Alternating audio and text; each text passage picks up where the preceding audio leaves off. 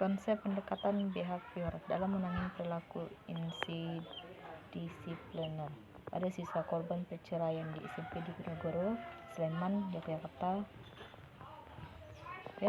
Behavior sendiri merupakan salah satu pendekatan dalam bimbingan dan konseling untuk mengatasi perilaku maladaptif menuju ke sikap adaptif. Pendekatan behavior merupakan pendekatan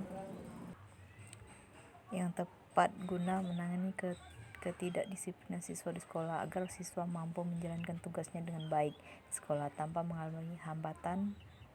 Perilaku tidak disiplin ini dipengaruhi oleh beberapa alasan, termasuk masalah privat siswa yang merupakan akibat dari perceraian.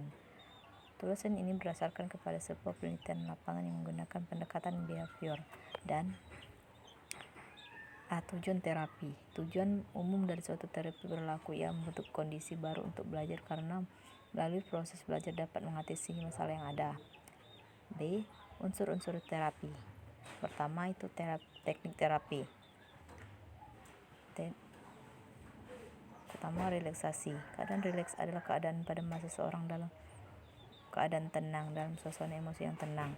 Peranan teknik relaksasi sebagai dasar penting dalam kegiatan terapeutik telah diketahui dan dilaksanakan sejak berabad-abad. Lalu Jobson mengemukakan jika seseorang dalam keadaan rileks, dalam keadaan yang ia tidak memperlihatkan respon terkejut terhadap sesuatu keras, Jobson membuat teknik relaksasi yang disebut sebagai teknik atau latihan relaksasi progresif untuk membawa seseorang sampai ke rileks pada otot-ototnya.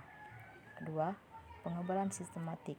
Sebagai rangsang yang dapat menghambat munculnya perasaan takut pada manusia adalah keadaan rileks. Namun keadaan rileks yang diperoleh melalui relaksasi model Jobson bukan waktu lama, maka Wood mengubahnya menjadi sekitar 6-10 pertemuan di samping memakai relaksasi Wood.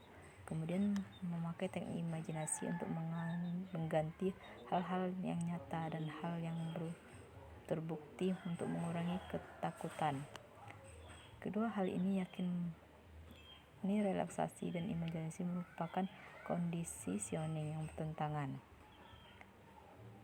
Ketiga, latihan asertif.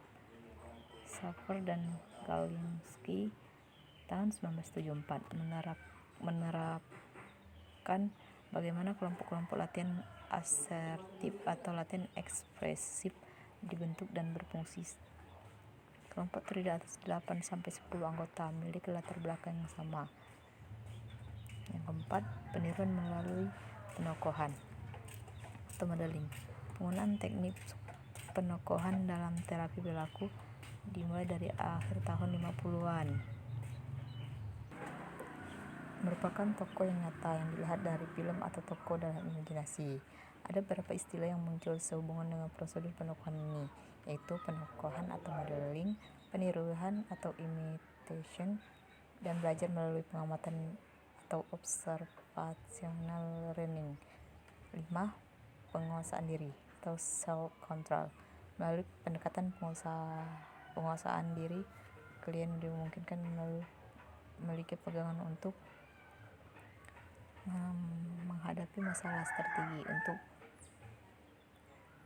umum dan dalam program penguasaan diri yang ini memperkuat perilaku yang diinginkan dan memperlemahnya dengan perilaku yang bertentangan yang tidak diinginkan.